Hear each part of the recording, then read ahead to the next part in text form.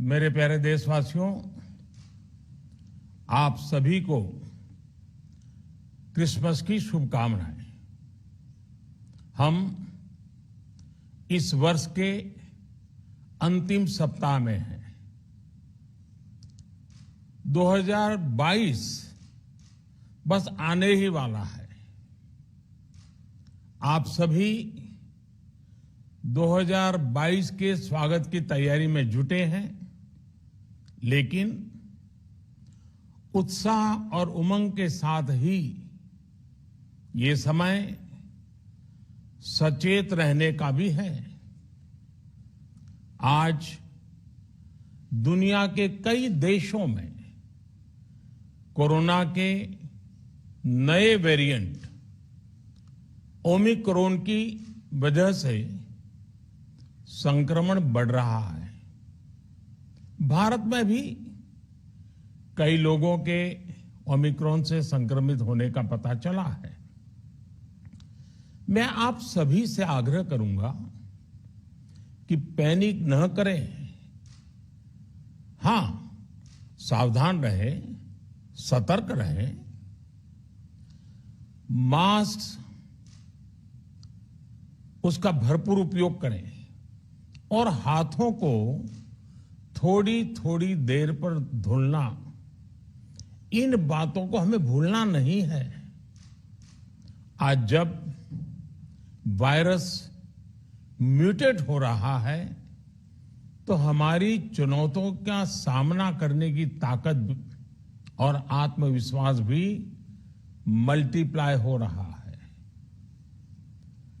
हमारी innovative spirit भी बढ़ रही है।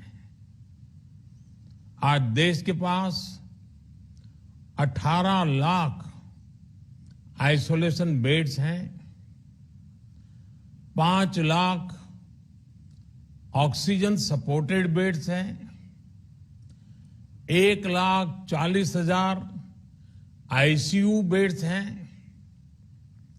आईसीयू और नॉन आईसीयू बेड्स को मिला दें तो 90,000 बेड्स विशेष तौर पर बच्चों के लिए भी हैं।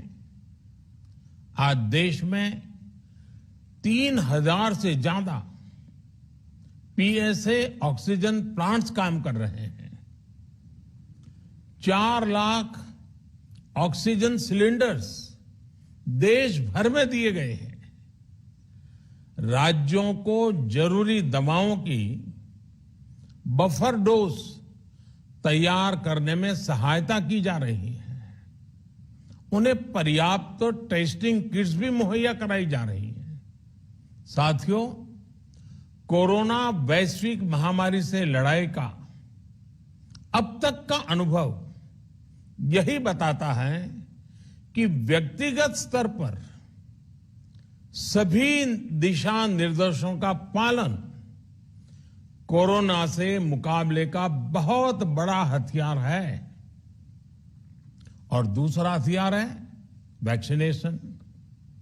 हमारे देश ने भी इस बीमारी की गंभीरता को समझते हुए बहुत पहले वैक्सीन निर्माण पर मिशन मोड में काम करना शुरू कर दिया था।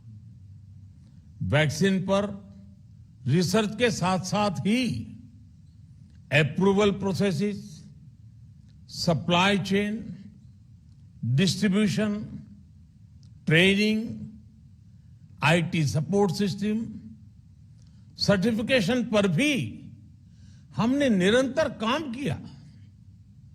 इन तैयारियों का ही नतीजा था कि भारत ने इस साल 16 जनवरी से अपने नागरिकों को वैक्सीन देना शुरू कर दिया था।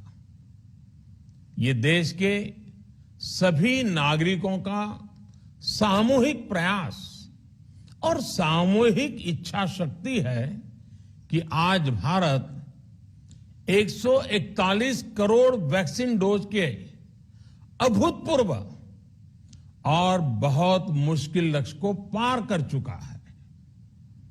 आज भारत की वयस्क जनसंख्या में से 61% से ज्यादा जनसंख्या को वैक्सीन की दोनों डोज लग चुकी हैं।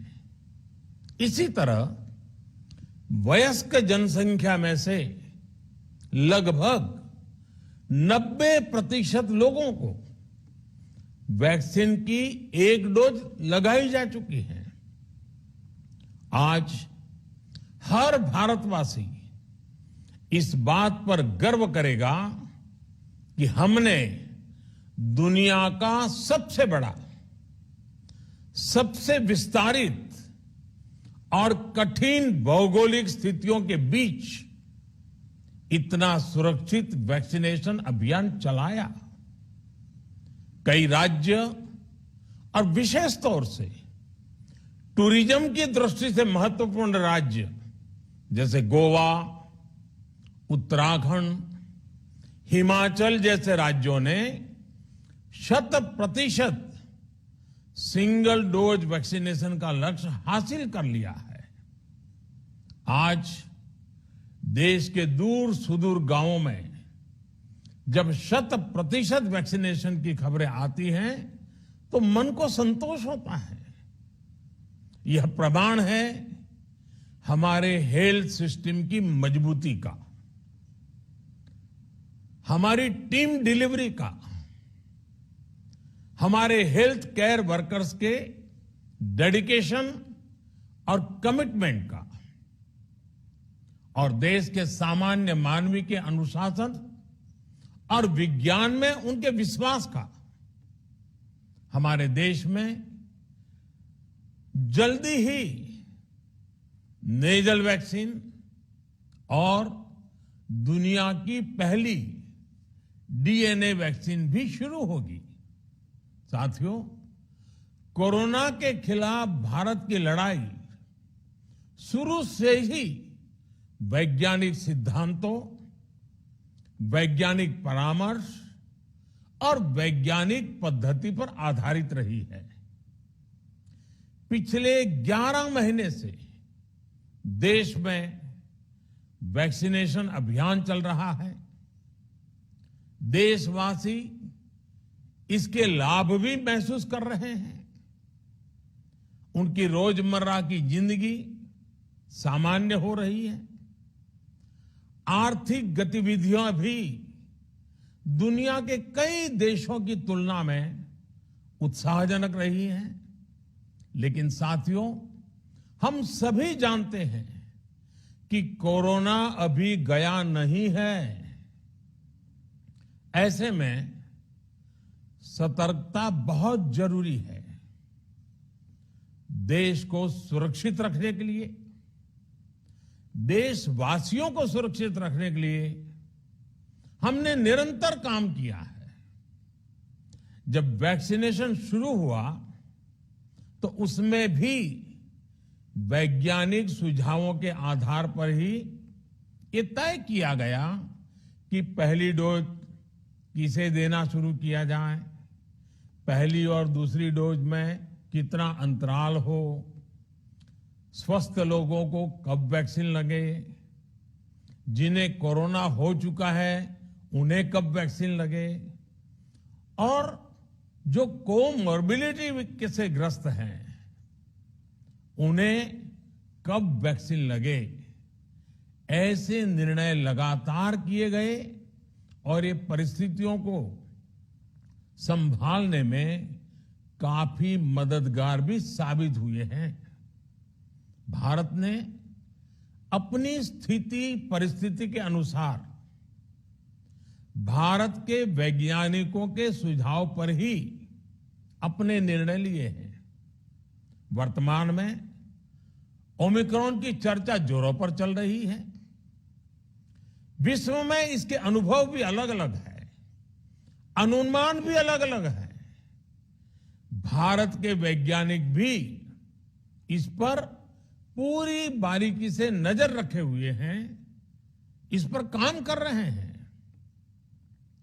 हमारे वैक्सीनेशन को आज जब 11 महीने पूरे हो चुके हैं तो सारी चीजों का वैज्ञानिकों ने जो अध्ययन किया है और विश्व भर के अनुभवों को देखते हुए आज कुछ निर्णय लिए गए हैं।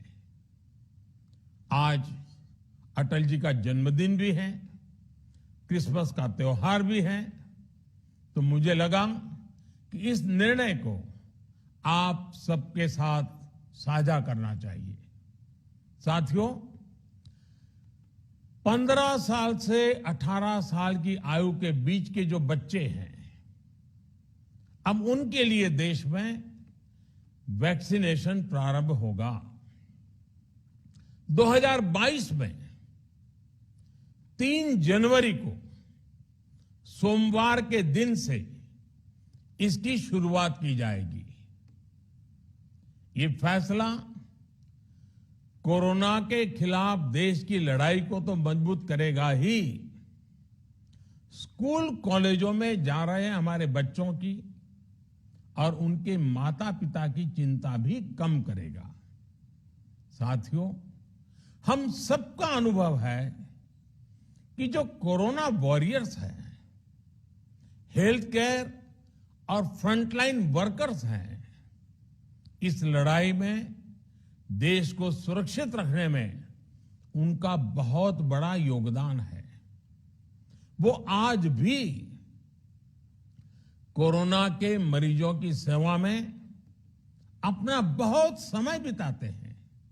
इसलिए प्रिकॉशन की दृष्टि से सरकार ने निर्णय लिया है कि हेल्थ केयर और फ्रंटलाइन वर्कर्स को वैक्सीन की प्रिकॉशन डोज भी प्रारंभ की जाए। इसकी शुरुआत 2022 में 10 जनवरी सोमवार के दिन से की जाएगी। साथियों, कोरोना वैक्सीन का अब तक का ये भी अनुभव है कि जो अधिक आयु वाले हैं और पहले से ही किसी न किसी गंभीर बीमारी से पीड़ित हैं, उन्हें प्रिकॉशन लेना सलाह योग्य है। इसको ध्यान में रखते हुए 60 वर्ष से ऊपर की आयु के कोमॉर्बिडिटी वाले नागरिकों को उनके डॉक्टर की सलाह पर वैक्सीन की प्रिकॉशन डोज का विकल्प उनके लिए उपलब्ध होगा। ये भी 10 जनवरी से प्रारंभ होगा। साथियों, मेरा एक आग्रह है कि अफवाह, भ्रम और डर पैदा करने के जो प्रयास चल रहे हैं, उनसे बचना चाहिए। हम सभी देशवासियों ने मिलकर अब तक दुनिया का सबसे बड़ा वैक्सीनेशन अभियान चलाया है। आने वाले समय में हमें इसको और गति देनी है और विस्तार देना है। हम सभी के प्रयास ही कोरोना के खिलाफ इस लड़ाई में देश को मजबूत करेंगे। आप सबका बहुत बहुत धन्यवाद।